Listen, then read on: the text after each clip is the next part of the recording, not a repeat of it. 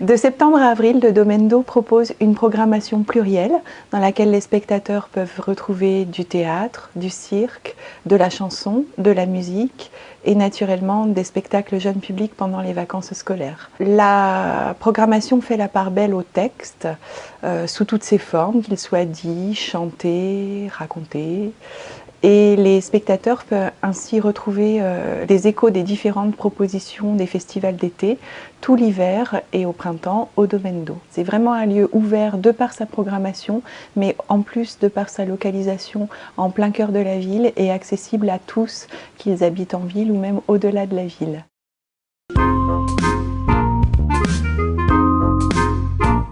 L'idée de ce temps fort de cirque, c'est d'avoir vraiment des propositions diverses, variées, qui soient vraiment représentatives de la scène actuelle contemporaine circassienne.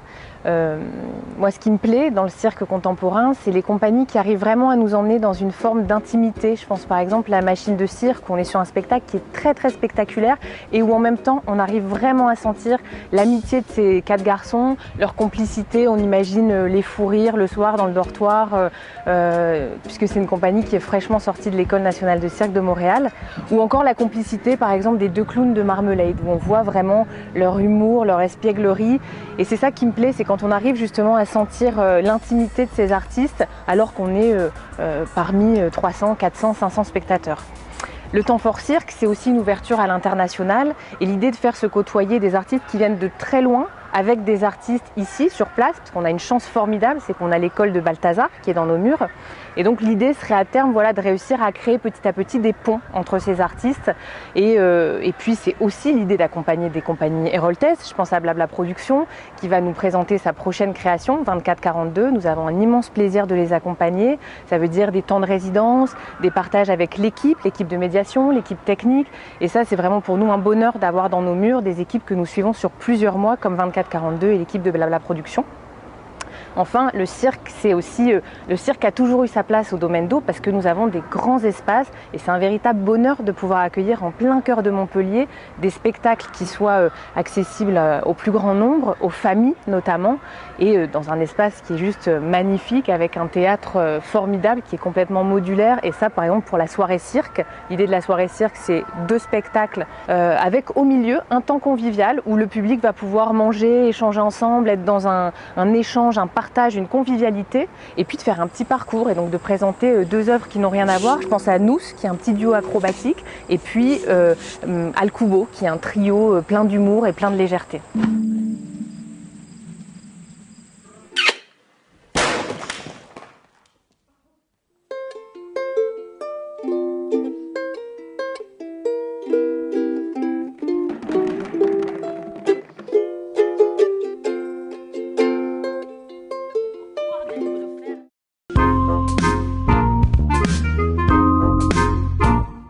Alors, le Domendo va inaugurer sa première saison chanson. On a le privilège de recevoir Michel Jonas, qui va être en gros le parrain de cette saison chanson au Domendo, et qui va faire une soirée assez exceptionnelle avec ses musiciens d'origine.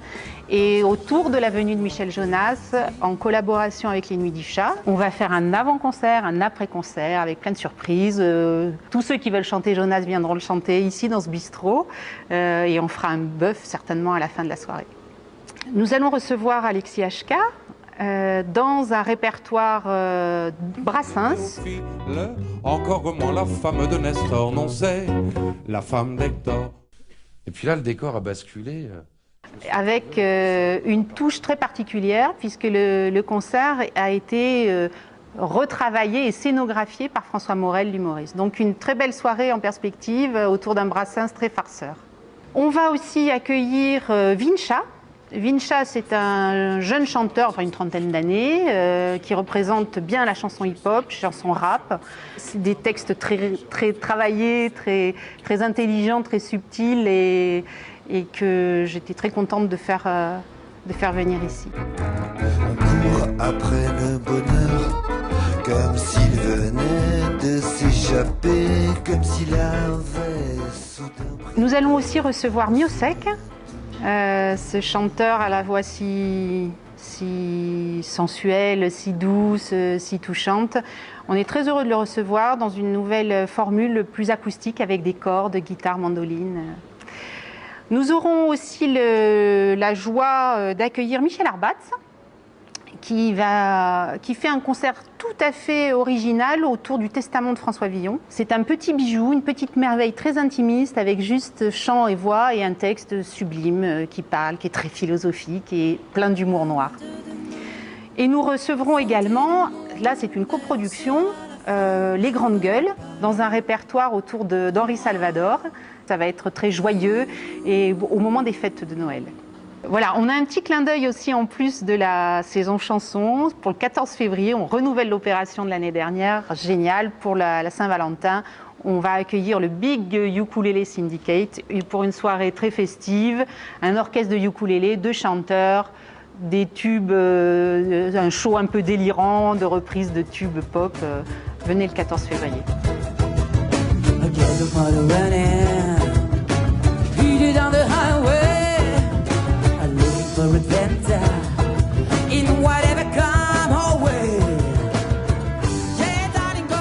Donc voilà, 16-17 va inaugurer la chanson française au Domendo et c'est vraiment un moment important puisque la chanson au Domendo, c'est une façon de redécouvrir le texte qui est déjà très présent au théâtre mais qui là est sublimé par la musique.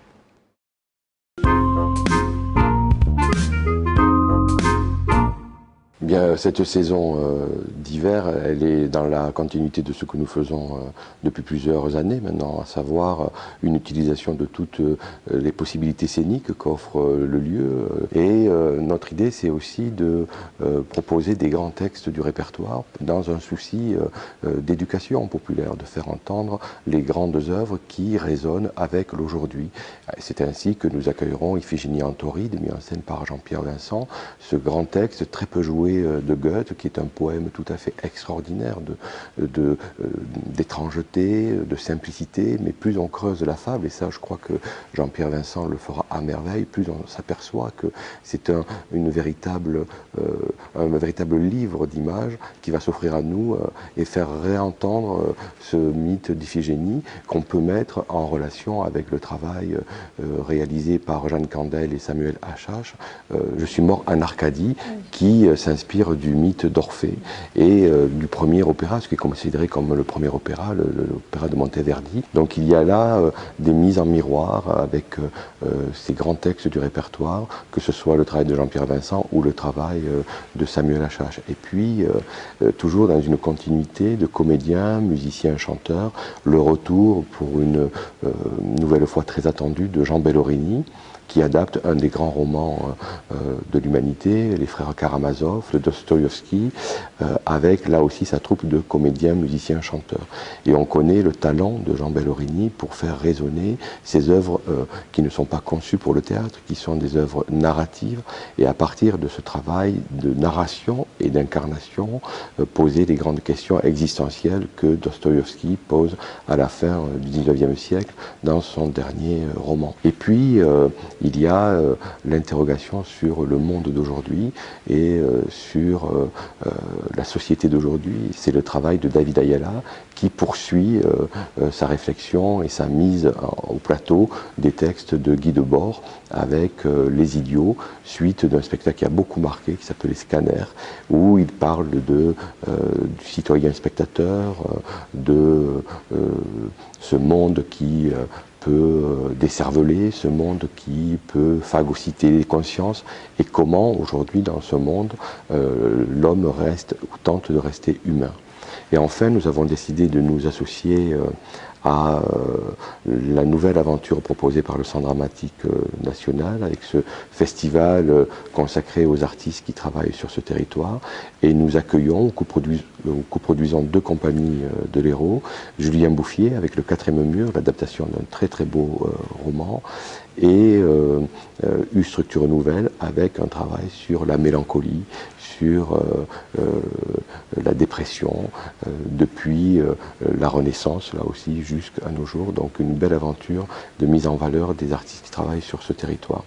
Et enfin, la venue de Yasmina Reza, une grande auteure qui met en scène elle-même son texte, Bella Figura. C'est un texte qu'elle a mis en scène à la Schaubühne chez Thomas Ostermeyer et qu'elle remet en scène en France avec des comédiens de haut vol, notamment Emmanuel DeVos et Michel Lescaut.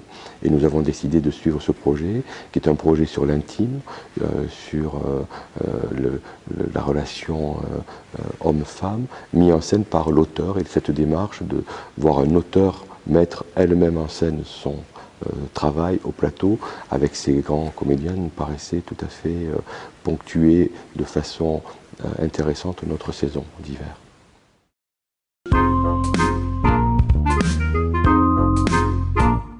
Alors la couleur artistique, c'est la même depuis plusieurs années, à travers la musique classique, c'est la voix principalement, puisque nous venons de l'opéra, c'est aussi le théâtre, puisque nous venons de l'opéra, et c'est aussi donc la musique en général. Donc voilà, Bruno Fontaine vient cette année, c'est non seulement un grand pianiste, concertiste, mais c'est aussi un compositeur, un arrangeur. Il écrit pour le cinéma, il écrit pour les musiciens de jazz. Voilà, ça sera ça la chance, une rencontre formidable. En plus, un très grand improvisateur, grand copain de Jean-François Zigel. Voilà, ça fait une partie de ces musiciens complets qui ont une raison d'être dans le théâtre du Domendo.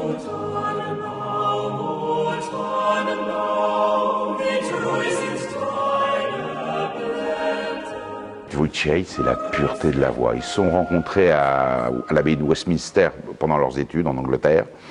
Ils sont tous anglais, donc, et ils sont restés ensemble, ils font le tour du monde, ils chantent a cappella tous les répertoires, de la polyphonie à la musique actuelle, en passant par la musique contemporaine, par le romantisme, a cappella, donc sans instrument, la musique à l'état pur.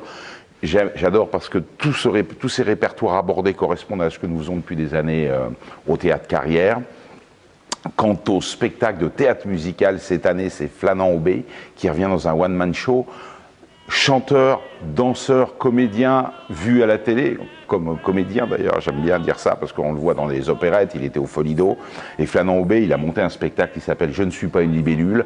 Et ça, c'est quelque chose de formidable. Ce spectacle, il l'a créé à Paris, il est en tournée. Et il va venir à Montpellier. C'est un très beau spectacle de théâtre musical, comme on les aime ici.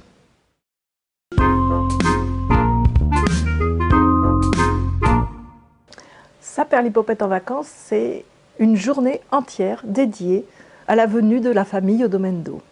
En octobre, nous allons accueillir le spectacle La rue des rêves perdus avec le Tango Théâtre, qui est en fait une compagnie montpelliéraine, qui vont nous présenter un spectacle sur l'Argentine, l'histoire d'un petit garçon.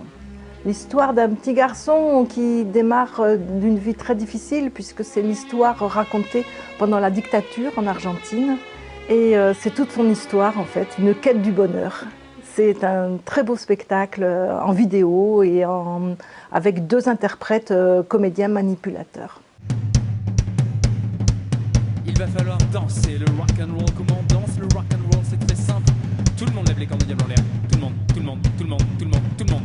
Si vous avez des enfants dans les bras, lâchez-les. Et... 1, 2, 3, 4!